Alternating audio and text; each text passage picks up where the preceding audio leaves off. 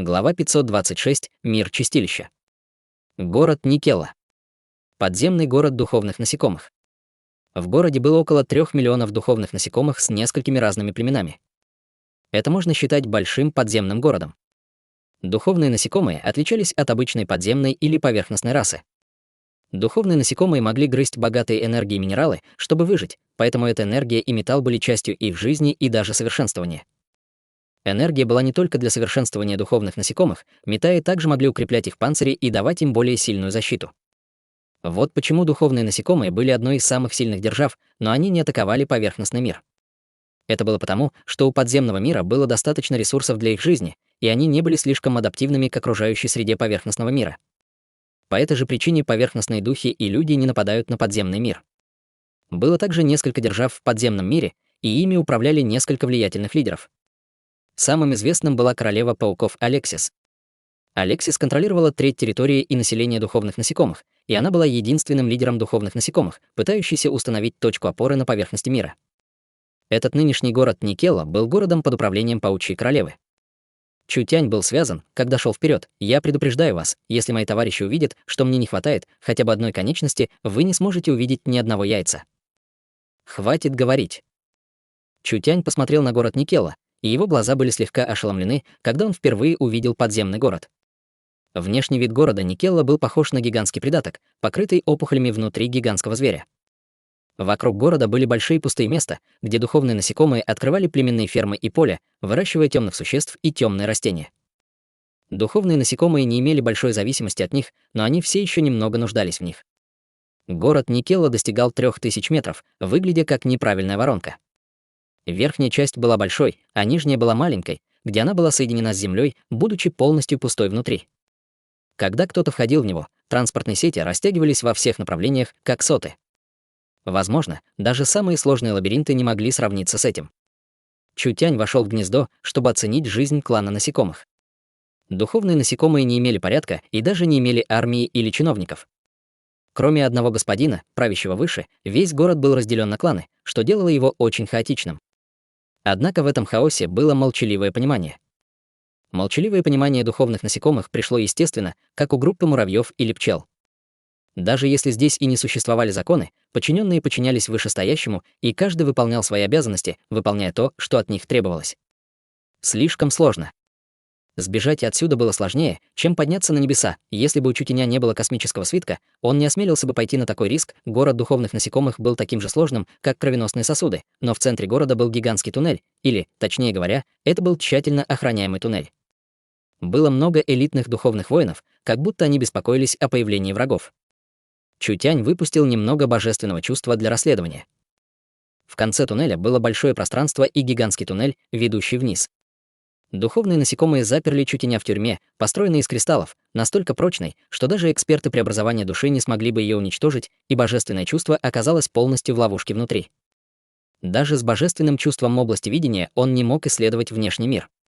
Темный эльф страдал от всевозможных пыток внутри камеры. Какую цель ты преследовал, придя сюда? Быстро говори. Этот молодой мальчик расы темных эльфов был весь в шрамах от духовных насекомых. Несколько духовных насекомых порезали кожу на его спине, а затем нанесли большое количество какого-то лекарства на раны. Темный эльф был исключительно непреклонен. Независимо от того, какую пытку он перенес, он даже не стонал. Солдат-паук, приводящий Чутяня, спросил, что происходит. Шпион из чистилища. Зачем ты оставил человека чистилища? Просто убей его. Лорд сказал держать шпиона и получить новости о чистилище из его рта, так что мы пока не можем убить его. Шпион из чистилища и вор с поверхности, посадите их вместе. Темный эльф потерял сознание от пыток и был, наконец, заперт в той же камере, что и Чутянь. Это была самая строго охраняемая камера. В конце концов, эти двое были двумя величайшими преступниками города. Примерно через 10 минут. Темный эльф проснулся от боли. Чутянь с любопытством посмотрел на него и спросил на эльфийском языке: «Эй, ты в порядке?»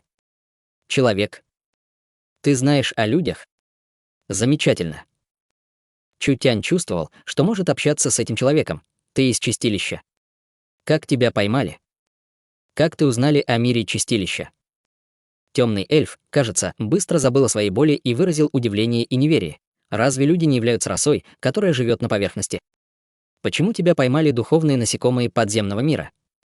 Подземный мир и чистилище. Два очень странных слова. Чутянь мог угадать их значение. Подземный мир был разделен на слои. Мир чистилища был самым низким подземным слоем. В основном там жили древние существа, дьяволы или темные эльфы. Подземный мир был выше чистилищного мира. Хотя подземный мир был все еще подземным миром, по сравнению с чистилищем он был намного ближе к поверхности. Представители подземного мира были духовными насекомыми. В основном духовные насекомые правили подземным миром. Этот темный эльф из чистилищного мира был пойман духовными насекомыми, потому что отношения между подземным и чистилищным миром не были хорошими. Подземный мир нуждался в ресурсах чистилищного мира, а чистилищный мир хотел контролировать подземный мир. Обе стороны пускали слюни друг на друга больше, чем над поверхностным миром. У Чутяня не было тона человека, приговоренного к смерти, и он скрестил ноги, прислонившись к стене. Я — городской лорд надземного лесного города. Поскольку подземные темные создания создали беспорядки, которые доставили моему городу немало хлопот, я решил заняться расследованием. Кто бы мог подумать, что я случайно убью муравьев, выращенных этими насекомыми, и, наконец, меня привезли сюда. Темный эльф был очень удивлен. У него была причина сомневаться и удивляться. Поверхностный мир не считался далеким от подземного мира, но там было много гнезд темных существ, вулканов, стихийных бедствий и всевозможных неблагоприятных условий, поэтому не было много путей, которые можно было бы выбрать. Этот человек может прийти один из поверхностного мира. Темный эльф даже подозревал, что этот человек был уловкой, которую духовные насекомые использовали для получения информации от него. Чутянь спросил темного эльфа, думая: «Ты знаешь, что происходит?» Подземный демонический зверь был взволнован дьявольскими воротами чистилищного мира. Это происходит нечасто, поэтому тебе не было необходимости расставаться с жизнью. Теперь, когда ты пойман, у тебя нет шансов сбежать. Просто приготовься и жди смерти. Нет необходимости. Я вижу, что у тебя есть полезные мне знания, как насчет того, чтобы сбежать со мной. Ты все еще можете сбежать отсюда. Всем поверхностным обитателям нравится рассказывать небылицы, как тебе. Чутянь издал мягкий свист. Маленькая лиса появилась в камере с черным дымом. Темный эльф показал потрясенный взгляд. Это. Больше ничего не сказав, маленькая лисица прогрызла цепь и выплюнула ему свиток. Чутянь снял оковы ошеломленного темного эльфа и достал для него еще один свиток. Это пространственный транспортный свиток. Ты сможешь вернуться на поверхность, когда откроешь его, так что теперь идем со мной. Я спас тебе жизнь, поэтому ты расскажешь мне ту информацию, которую я хочу, это очень справедливо. Не говори, пошли. Темный эльф немного поколебался, а потом вернул свиток Чутяню. Нет, я не могу уйти. Мне нужно вернуться в чистилище. Вернуться в чистилище. План вторжения в город Никела, мне нужно вернуть новости. Блин, его идиотский мозг сломан. Неужели он не видит, насколько серьезна защита города Никела? Не говоря уже о тебе, даже если бы это был я бы не посмел попытаться сбежать отсюда. Если ваше превосходительство может помочь, мы, люди чистилища, будем благодарны вам. Забудь о благодарности. Чутянь закатил глаза. Как ты хочешь, чтобы я вам помог? В городе Никела есть один из главных чистилищных туннелей в подземном мире, а в нижней части города Никела есть канал чистилища. Пока мы можем достичь этого перевала, у нас есть шанс войти в чистилище. На самом деле Чутяню было нелегко приехать сюда, и он не хотел возвращаться в город чудес вот так вот. Теперь проблема заключалась в строгой защите города Никела, и состояние Чутяня было не очень хорошим. Как рыба в неспокойных водах может сбежать из этой строго охраняемой тюрьмы и пройти через канал, темный эльф увидел, что Чутянь молчал. Я вижу, что это трудно для вашего превосходительства. Так как это так, я пойду один. Сейчас мы прощаемся. Ты идешь, была ли какая-то разница от самоубийства? С таким же успехом ты можешь просто убить себя в этой камере прямо сейчас. У Чутяня был транспортный свиток, поэтому он мог убежать даже в худшем сценарии. Теперь, когда он нашел путеводителя по подземному миру чистилища, почему бы просто не воспользоваться этой возможностью, чтобы увидеть мир чистилища, маленькая лиса вызвалась сама. Он также был очень заинтересован в мире чистилища, поэтому он дал Чутяню план. У тебя есть способ остановить время. Маленькая лиса подул на землю, и внутренняя часть камеры начала меняться. Два человека появились из воздуха и были связаны внутри камеры. Иллюзия. Маленький хитрец, маленькая лиса использовала свою демоническую технику, и на этот раз ее целью были Чутянь и темный эльф. Они почувствовали, как энергия вошла в их тело, и их внешность изменилась, пока они не стали похожи на людей-пауков. Этот шаг был неплохим, маленькая лиса съела много вещей, и это не было бесполезно. Эта демоническая техника казалась Чутяню обычной, и ее, скорее всего, развеяли бы, если внимательно присмотреться, но этого было более чем достаточно, чтобы использовать в этой ситуации. Хорошо. Я попробую этот план. Глаза Чутяня побелели, и он выпустил свою пространственную энергию, мгновенно взяв с собой темного эльфа. Мы уходим.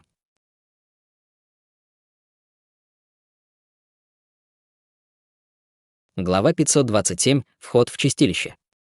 Примерно через 10 минут город Никелла был в хаосе. Кто-нибудь, быстро сообщите, шпион из чистилища и вор с поверхности сбежали.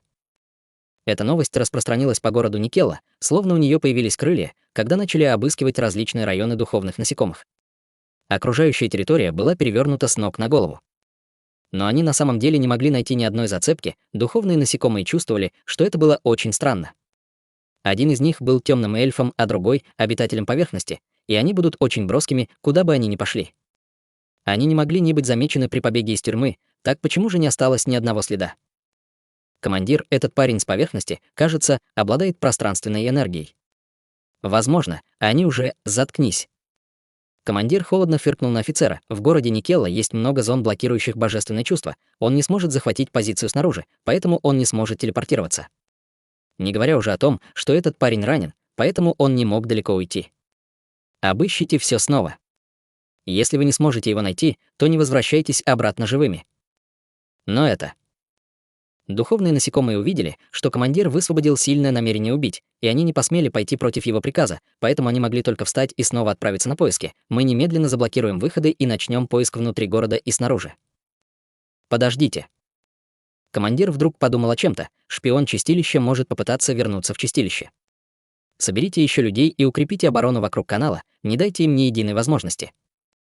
Как только командир произнес этот приказ, несколько солдат, насекомых быстро прилетели и бросились на землю, сообщаем командиру. Канал чистилища только что подвергся нападению, и несколько неизвестных проникли в него. Что? Командир был полон ярости. Весь канал охраняет более 10 тысяч элит, как они могут быть атакованы несколькими людьми? Воин-жук осторожно сказал, у одного из них была редкая пространственная энергия, поэтому оборонительные сооружения и укрепления нашего канала были бесполезны. Когда мы их заметили, они уже вошли в канал чистилища. Отходы, вы все отходы. Командир немедленно взревел. Быстро, быстро преследуйте их. Мы не можем позволить им вернуться в чистилище. Город Никелла собрал 20 тысяч элитных воинов с самой большой скоростью, собравшись перед входом в канал чистилища. С гигантским шумом канал медленно открылся. Несколько десятков командующих духовных насекомых отдали приказ. И 20 тысяч элитных солдат бросились вперед, словно волна. Чутянь думал, что чистилищный канал будет длинным, но это совсем не так. После того, как они вошли в канал из города Никелла, они не прошли далеко до подземного пространства. Местность была очень сложной, не уступающей каналам между поверхностным миром и подземным миром. Еще хуже было то, что они оба были в очень слабом состоянии. У Чутяня не было никаких телесных повреждений, его основные повреждения были связаны с его духовной энергией, но это сильно повлияло на его физическую силу. Темный эльф был пойман в ловушку в течение нескольких дней и подвергался всевозможным пыткам, поэтому его тело было тяжело ранено, что привело к значительному снижению его боевой силы. Чутянь почувствовал, как у него закружилась голова, и он остановился, чтобы сделать несколько вдохов. Как долго нам еще идти? Между чистилищем и подземным миром есть несколько сотен миль. С нашей текущей скоростью, если мы не потеряемся, это займет более 3 дней. Что? 3 дня. Что это за шутка? Это было при условии, что они не потеряются. Подземный мир был подземным миром, а пространство между подземным и чистилищным мирами было областью, которую обитатели поверхности не могли себе представить.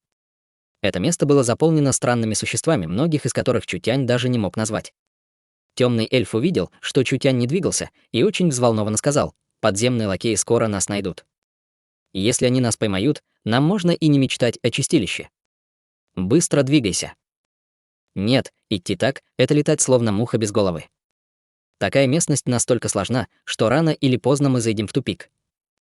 Сейчас все еще есть надежда, но если нас поймают, мы без сомнения умрем. Только ты умрешь, а не я.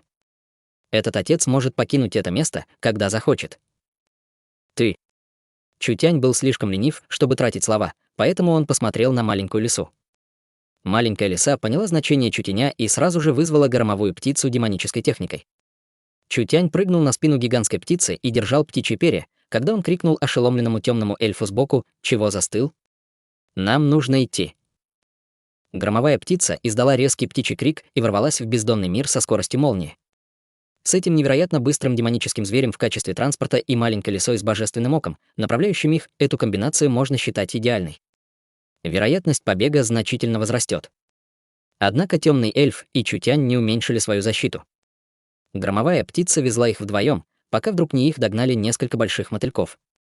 Эти мотыльки были длиной в несколько метров, и у каждого из них на спине был эксперт духовных насекомых. Было ясно, что они уже нашли Чутяня и темного эльфа. Черт, они так быстро это поняли. Маленькая лиса не трансформировалась, но ее глаза приобрели демонический зеленый цвет, когда она использовала свою технику на демонах-мотыльках. Вскоре все мотыльки были под контролем, и один плевал зеленым пламенем в другого, мгновенно сжигая половину его тела. Другие мотыльки также начали сражаться друг с другом. Пока это происходило, несколько мотыльков пришли из проходов вокруг них, а также прибыли эксперты на гигантских летучих мышах. Демоническая техника маленькой лисы была полезна против демонических зверей, но их было слишком много, и маленькая лиса не могла справиться со всеми. Чутянь силой вырвал перо громовой птицы и закричал: «Двигайся быстрее!». Несколько десятков демонов приблизились к ним, и несколько мотыльков выплюнули зеленое демоническое пламя. Это пламя было очень сильным, и если бы громовая птица будет поражена, она потеряет способность к полету. Маленькая лиса контролировала громовую птицу, чтобы увернуться от пламени, а также использовала свою демоническую технику, чтобы справиться с мотыльками, которые напали на них. Но прямо сейчас несколько высокочастотных энергетических волн пришли. Когда энергетические волны ударяются о камень, они мгновенно превращают его в порошок. Была одна волна, которая поразила живот громовой птицы, разрывая перья. Громовой птица издал жалкий крик и несколько раз перевернулась в воздухе. Она стала медленнее, и из ее рта вышла кровь. Хотя она не выглядела сильно раненой снаружи, немало ее внутренних органов было разрушено.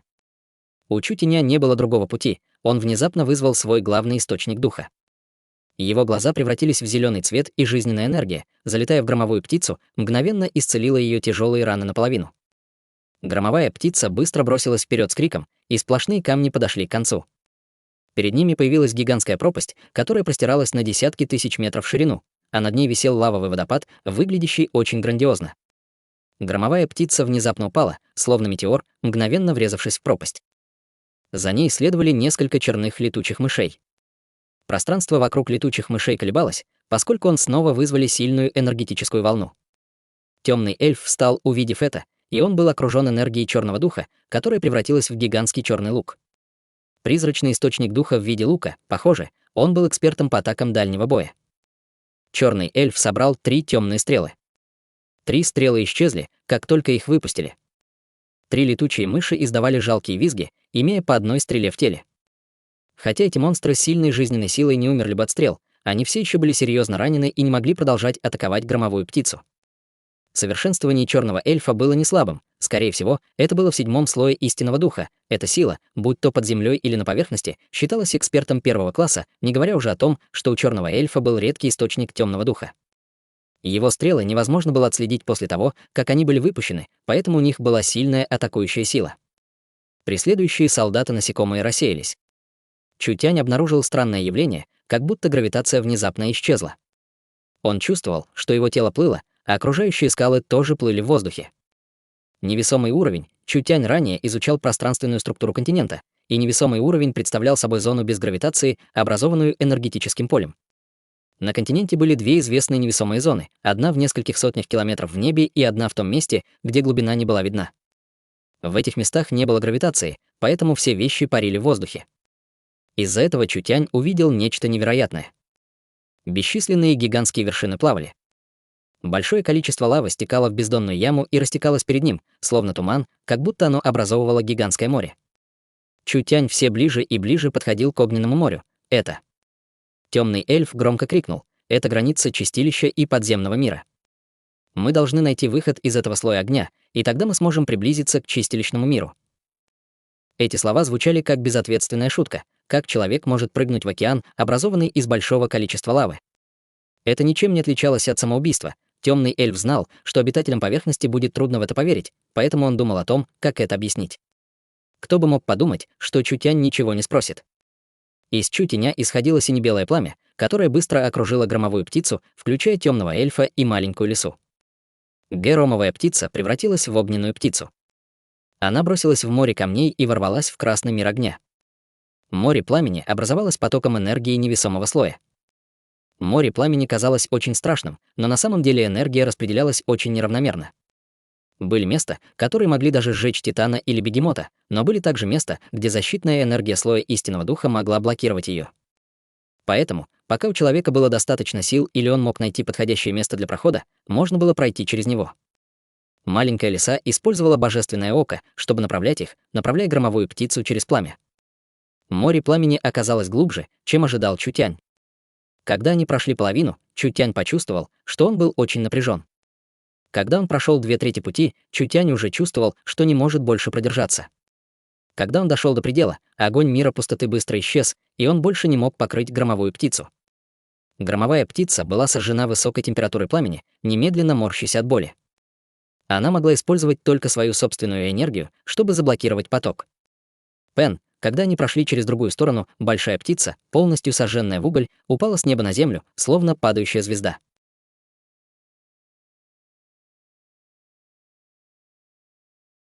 Глава 528. Редкое существо. Глубина пламени составляла несколько сотен метров, и у Чутяня, естественно, не было сил, чтобы подержаться столько.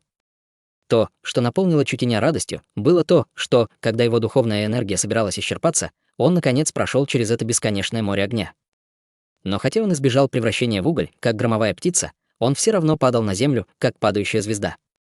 Хонг. В результате этого внезапного удара большая часть леса сгорела, образовав большую яму, похожую на ту, что остается после падения метеорита.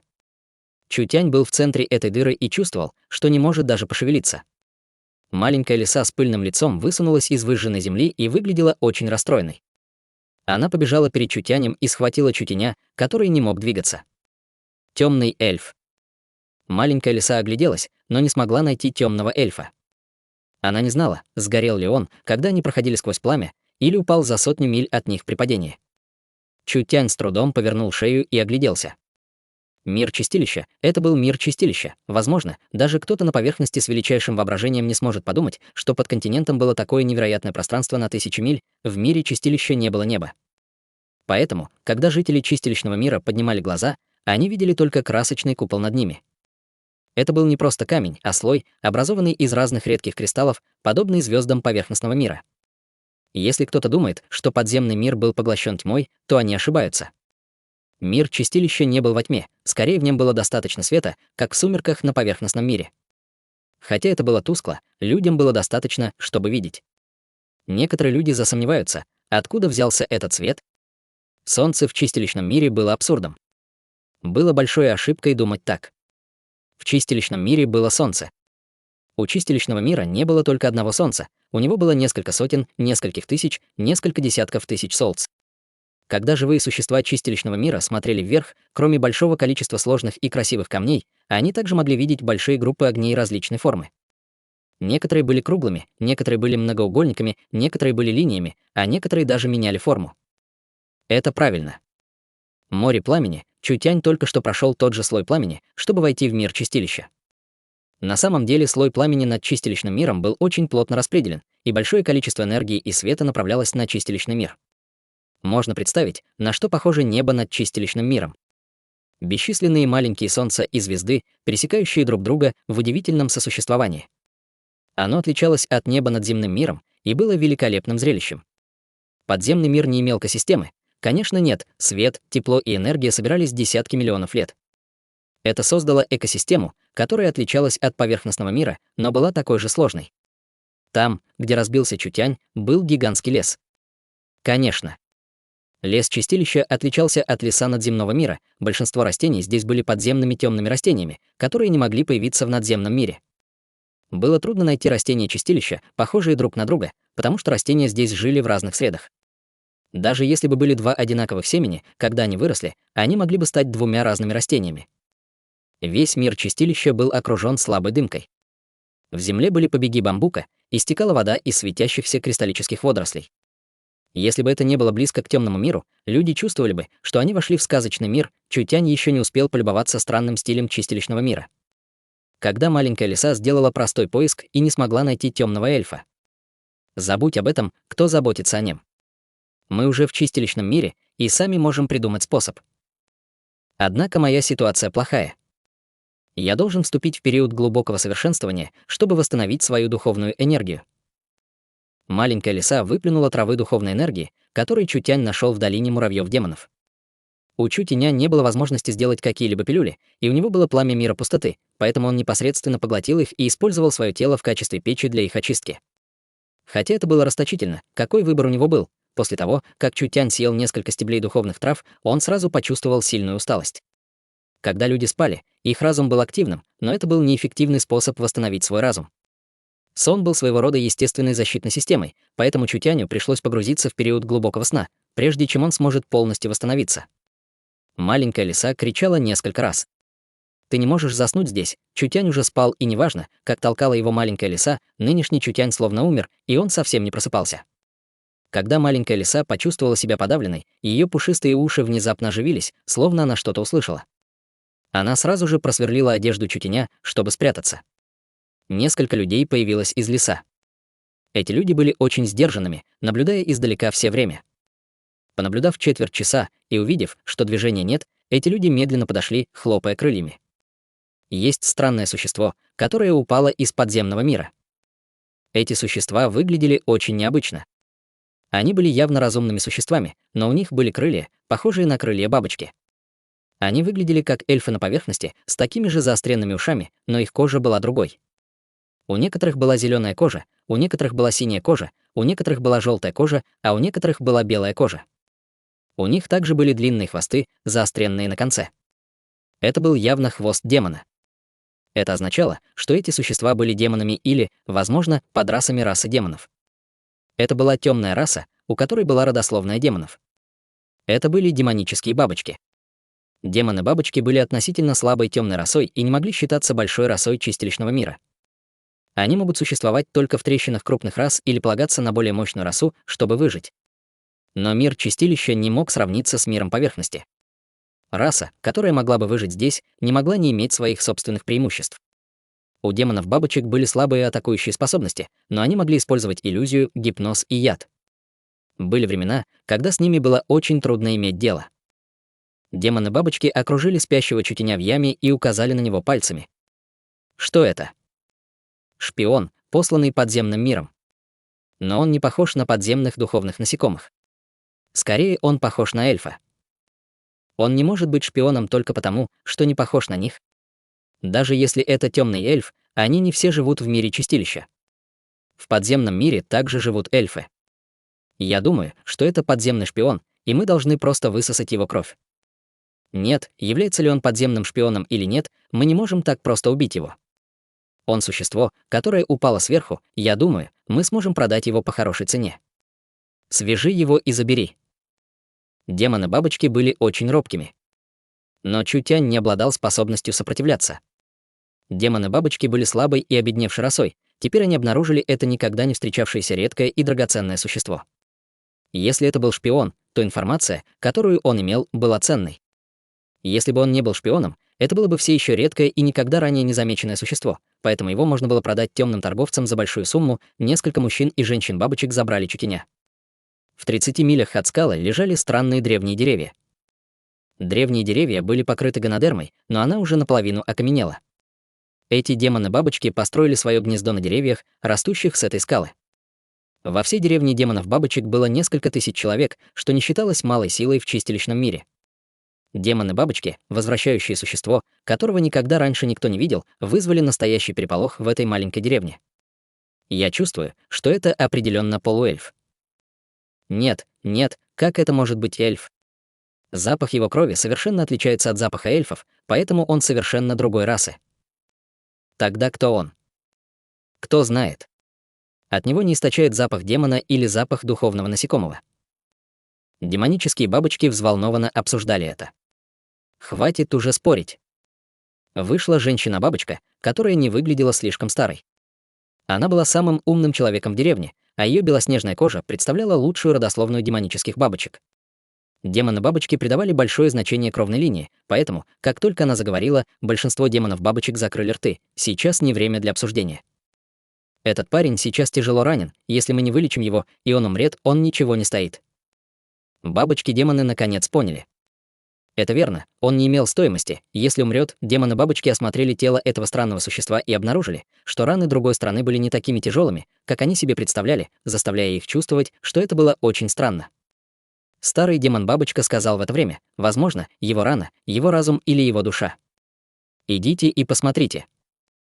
Хотя демоны-бабочки не были сильными, у них была духовная энергия, поэтому они могли исследовать состояние его ума. В конце демоны-бабочки были потрясены, когда посмотрели.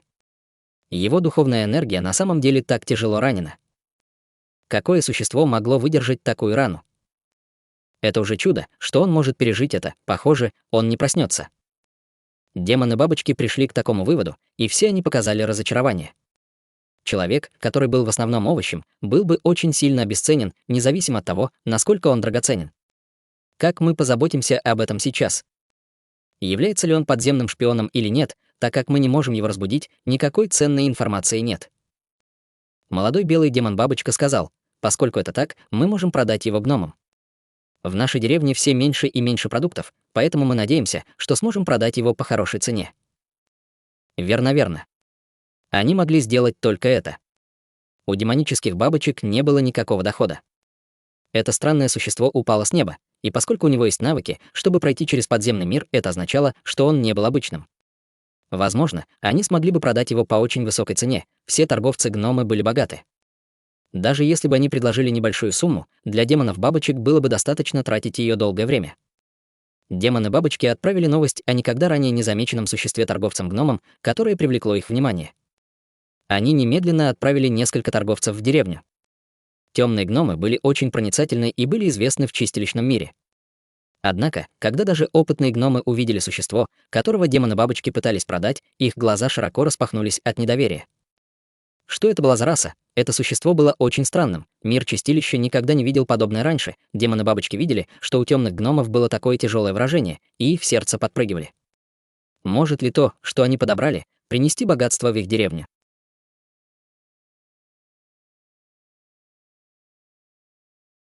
Глава 529. Война, начатая одним человеком. Мир чистилища — это хаотичный мир, в котором не было упорядоченной цивилизации и никаких царств. Все расы и существа свободно жили вокруг сильных городов, чем-то похожие на лес хаоса. Поэтому местные жители, которые жили в этом месте, имели очень низкую цивилизацию. Книги были редкостью в чистилищном мире, а те, что касались поверхностного мира, были еще более редкими. Местные жители чистилища не знали о существовании поверхностного мира и не знали о людях, которые жили на поверхностном мире. Вождь темных гномов был жестоким, одноглазым человеком. Когда он увидел, что его подчиненные все еще обсуждают это, он уже был полон нетерпения. Возьмите лезвие и разрежьте его. Темные гномы были самыми известными торговцами чистилищного мира и группой с величайшей изобретательской способностью.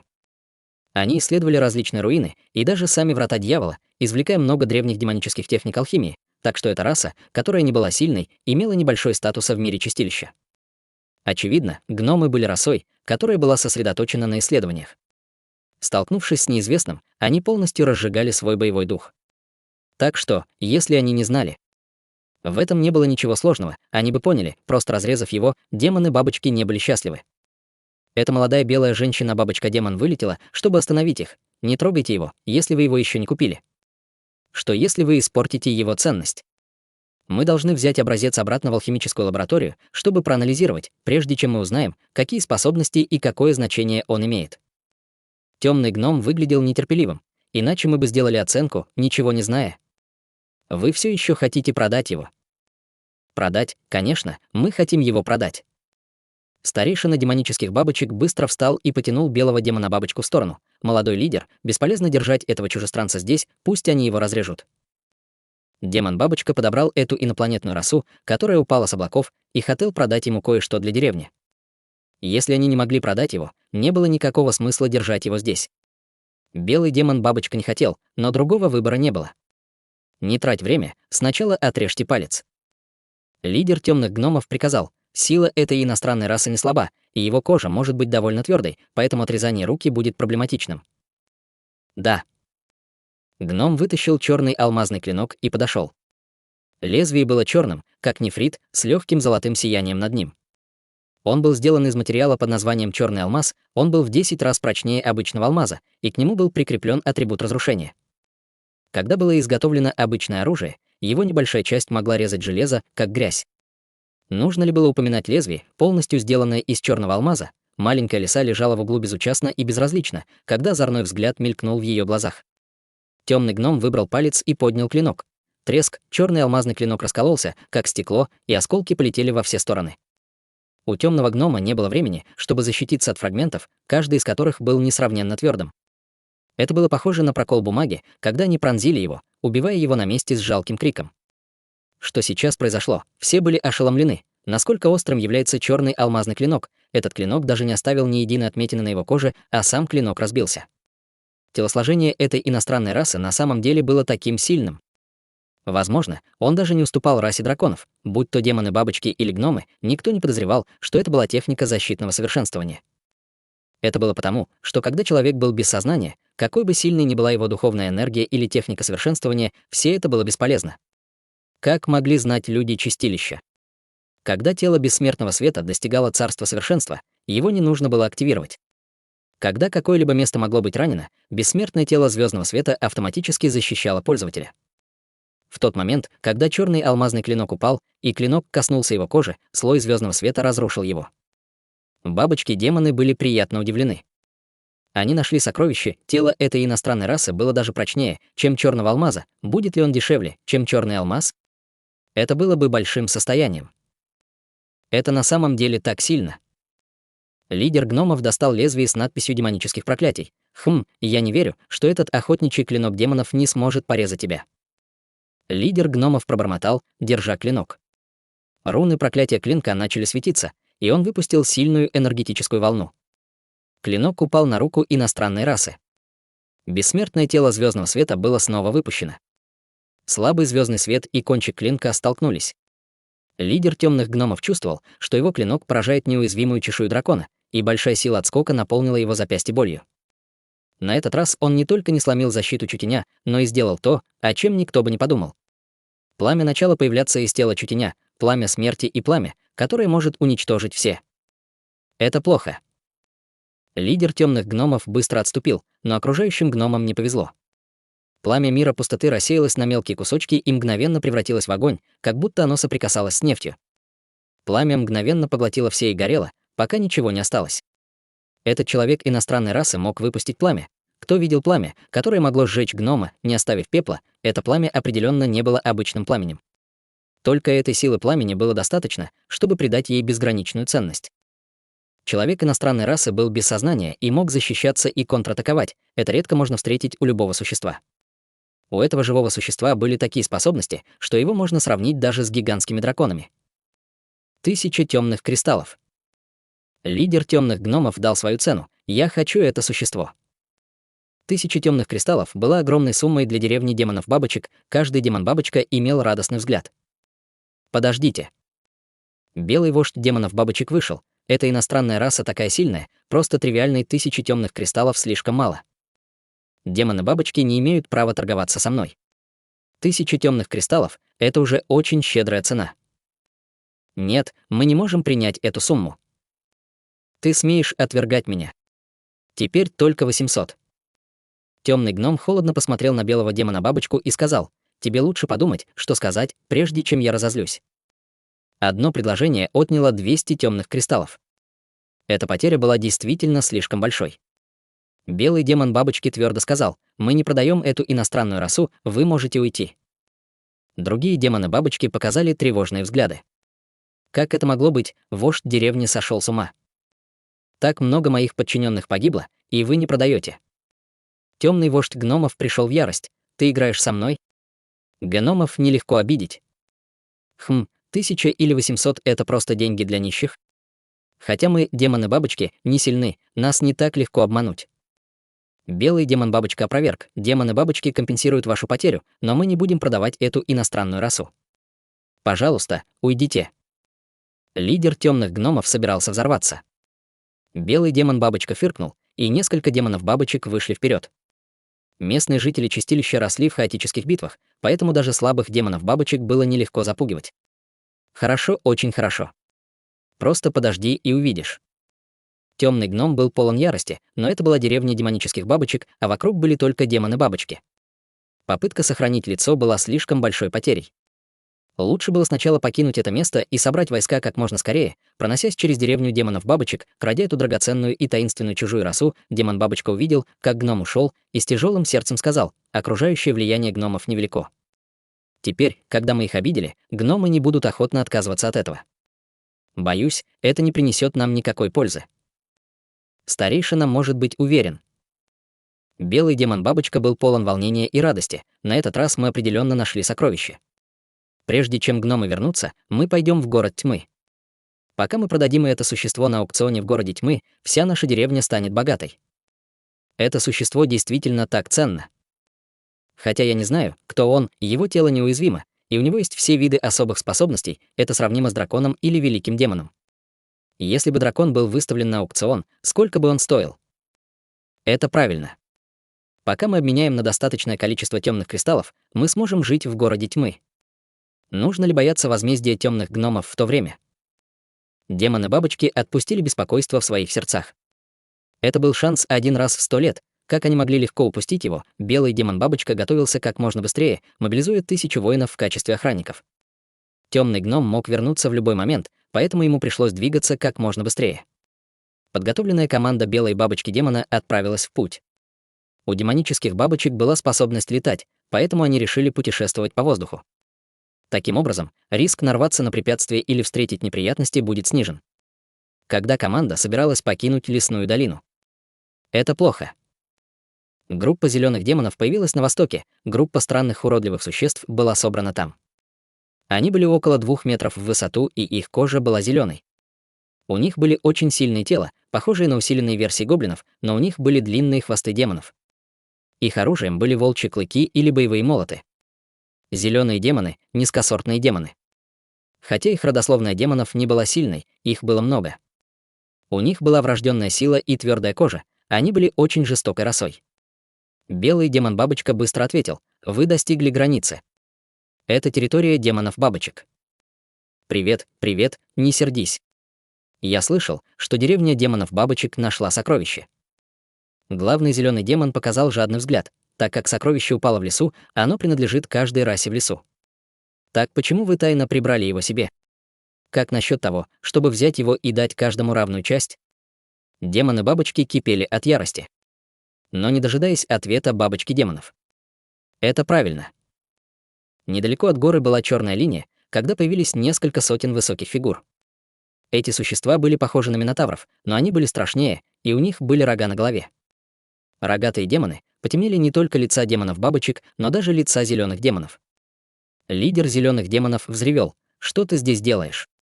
Ха, вождь рогатых демонов высокомерно сказал: как ты думаешь? Зеленые демоны и рогатые демоны не успели договорить, когда в небе появились большие черные фигуры. Появилась группа крылатых существ с клювами. Это были крылатые демоны, можно было догадаться, что происходит. У темных гномов не было времени ходить туда-сюда, поэтому они сначала взволновали соседние силы и заставили их сражаться. Они хотели сыграть в рыбака.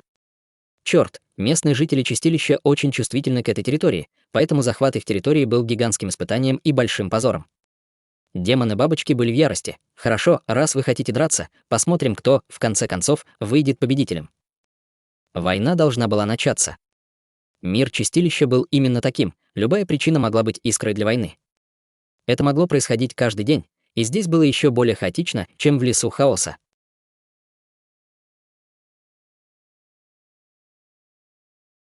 Глава 530. Непобедимый человек. Чутянь использовал несколько священных трав и погрузился в глубокий сон, оставив лишь след разума.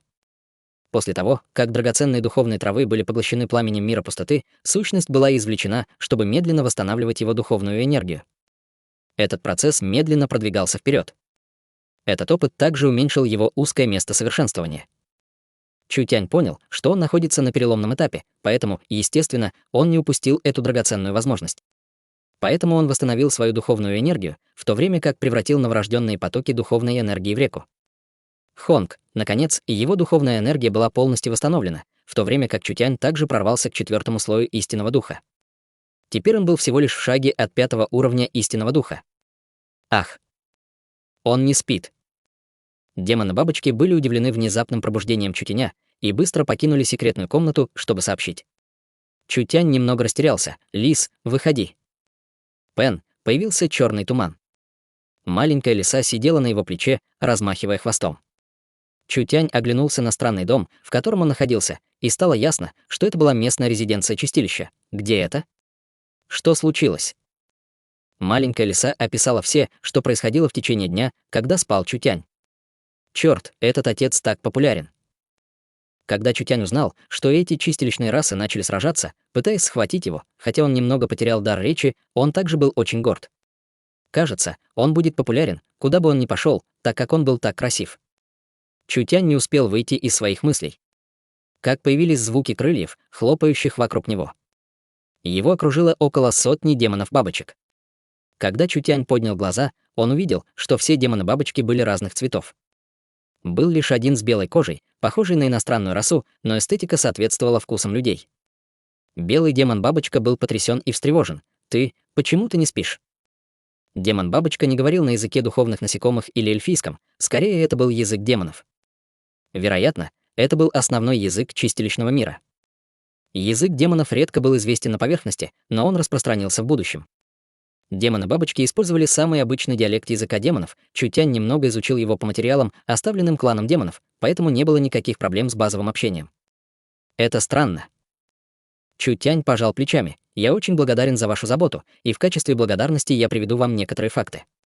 Я — человек из поверхностного мира, и люди — одна из самых больших рас на поверхности, если нет 100 миллионов, то есть, по крайней мере, 80 миллионов. Если вы так сильно любите людей, я приведу вам 300 или 500 сюда за один день. Хорошо, у меня все еще есть другие дела, поэтому я не останусь на чай». Что? Их было 80-100 миллионов. У каждого демона-бабочки был ошеломленный взгляд. Все разумные существа в чистилищном мире не будут иметь такое число. Ты не можешь уйти. Рогатые демоны, зеленые демоны и крылатые демоны уже окружили нас. Белый демон-бабочка направил на него меч в форме змеи. Имущество демонов-бабочек не может никому попасть в руки, схватите его. Демоны-бабочки атаковали совершенно уникальным образом. Независимо от того, был ли у них духовный атрибут или нет, у большинства из них энергия естественным образом превращалась в духовную энергию. Большое количество крыльев бабочек взмахнуло, и духовная энергия превратилась в пыль, мгновенно покрывая область. Пыль имела сильный гипноз и сбивающий с толку духовный эффект, будучи очень полезной для нормальных существ. С этим количеством атакующих демонов-бабочек даже истинный духовный эксперт онемел бы. Этот маленький трюк против меня бесполезен. Эта загадочная иностранная раса вообще не защищалась, нападая непосредственно на демонов-бабочек. Он не был затронут вообще. Чутянь спокойно посмотрел на белого демона-бабочку. Духовная энергия заблокировать. Белый демон-бабочка задрожала, когда она почувствовала, что ее духовная энергия и разум были заблокированы. Хотя ее совершенствование было все еще там, она не могла использовать его вообще. Чутянь шагнул через пространство, чтобы появиться за белым демоном-бабочкой, и схватил ее за шею пламенем мира пустоты. Вы думаете, что сможете поймать меня с такими способностями? Пространственная энергия, врожденная пространственная энергия. У демонов-бабочек были бледные лица от страха. Белый демон-бабочка вспыхнула в холодном поту, она больше всего боялась пламени, испускаемым этим загадочным существом. Она уже лично засвидетельствовала его мощь, только одна искра могла превратить человека в пепел. Рука этой иностранной расы была покрыта пламенем, но оно не повредило ни одному из ее волос. Было ясно, что он прекрасно контролирует эту силу, слишком силен, просто слишком силен. Она наконец поняла, насколько глупыми были ее действия. Для этого человека было легко убить ее своей редкой врожденной пространственной энергией. Они не могли остановить его вообще. Если бы он захотел уйти, вождь деревни демонов-бабочек даже не успел попросить пощады, пока не послышались звуки боя. Ее лицо снова опустилось. Это плохо, они снова нападают. Сколько было низкосортных демонов, Чутянь оглянулся и, казалось, что-то придумал. «Пойдем со мной».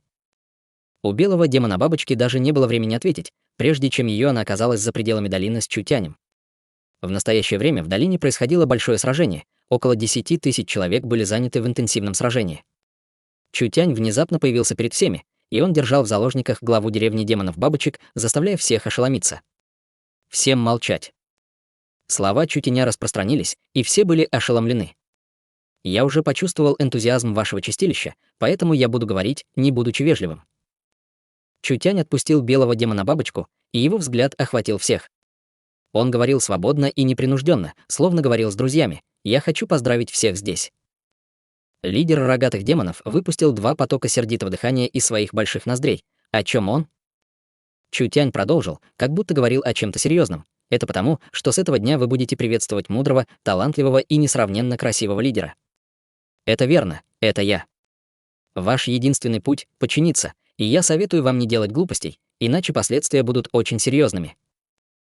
С этими словами все демоны чистилища низкого уровня были шокированы. Примерно через 10 минут, наконец, разразился дикий смех. Возможно, в чистилищном мире было не так много юмора, и, возможно, эта шутка была не такой уж смешной, но демоны почти попадали от смеха. Одинокий человек сталкивается с 10 тысячами жестоких демонов чистилища, но он уверенно говорит, что станет их лидером. Была ли большая шутка в этом мире? Лидер крылатых демонов не мог принять это первым. Схватите его. Воздушное преимущество крылатых демонов показало себя, и более 1000 крылатых демонов вылетели так быстро, как молния, бросаясь к Чутяню. Когда жители деревни демонов-бабочек увидели это, они быстро сгруппировались, чтобы остановить их. Глава деревни демонов-бабочек остановил своих людей. Сначала подождем и посмотрим. Независимо от того, насколько высоко было совершенствование человека, оно все еще находилось на уровне истинного духа. Эти демоны низкого класса, возможно, были не слишком сильны, но несколько тысяч человек все еще могли сражаться против одного эксперта истинного царства. Даже мощный эксперт преобразования души не сможет принять такое сражение. Чутянь закрыл глаза и покачал головой, показывая насмешку на его губах. Его духовная энергия взорвалась, Чутянь выпустил вокруг себя божественное чувство области видения и взорвал большое количество духовной энергии. Это мгновенно привело к большой духовной атаке, и несколько тысяч членов расы крылатых демонов оказались под воздействием этого взрыва. Их мысли мгновенно погасли, и они попадали с неба, как капли дождя. Что здесь происходит? Это существо стояло там без движения, но он мог заставить всех этих крылатых демонов потерять свою боевую силу в одно мгновение. Были только демоны-бабочки, которые были чувствительны к духовной энергии, и у каждого демона-бабочки была глубокая паника на их лицах. Они не могли представить, что человек может использовать такой ужасающий духовный удар. Большинство духовных атак были сосредоточены на одной цели. Они никогда не видели такой большой атаки, которая была бы такой мощной, будь то духовный энергетический прорыв, использованный на белом демоне бабочки, или взрыв духовной энергии. Все они были секретными техниками духовной энергии, извлеченными из королевы демонов-муравьев. Духовная энергетическая пауза была очень простой в использовании нефатальной секретной техникой. Это может легко сделать так, чтобы совершенствующиеся вообще не могли сопротивляться, пока их божественное чувство не было слишком сильным, особенно если они не достигли уровня лампы разума. Независимо от того, насколько высоки были их совершенствование, техника совершенствования или секретные техники, они рухнули бы от одного удара Чутяня. Что касается взрыва духовной энергии. Это потребляло большое количество энергии, но эффект был очень сильным. Чутянь мог подражать методу атаки муравьев-демонов, собирая большое количество духовной энергии, прежде чем взорваться сразу. Это затронет большую область и все цели в этой области. Конечно, эффект взрыва духовной энергии имел свои пределы. Он в основном использовался для борьбы с врагами с более слабым божественным чувством и совершенствованием. Один ход, который мог разрушить оборону большого количества врагов одновременно, был невероятно полезен на поле битвы. Расслабьтесь, они не мертвы, просто без сознания. Чутянь стоял в куче неподвижных крылатых демонов, сцена, которая была несравненно шокирующей. Это всего лишь небольшое наказание. Если вы посмеете сделать какие-то чрезмерные движения, я не буду больше проявлять милосердие. Я не верю в это. Лидер рогатых демонов взревел: атакуем все вместе, убьем его. Рогатые демоны и зеленые демоны атаковали. Они ничего не чувствовали, когда начали свои дальние атаки. Чего люди не могли понять, так это того, что этот человек не двигался, но атаки проходили сквозь него, словно ударяя воздух, не нанося никакого вреда. Почему вы заставляете меня использовать насилие для решения этой проблемы? Чутянь снова выпустил свое мощное божественное чувство, используя ход, который он никогда раньше не использовал — пламя разума. Ах! Ах! Огонь! Мы горим. Чутянь не сдвинулся на полсантиметра. Когда рогатые демоны и зеленые демоны собирались снова атаковать, их тела странным образом начали гореть. Страшное голубое и белое пламя мгновенно превратило их тело в пепел. 1, 2, 10, несколько десятков, рогатые демоны и зеленые демоны были как мотыльки в огне, ни одному из них не повезло выжить. Монстр — это был просто монстр.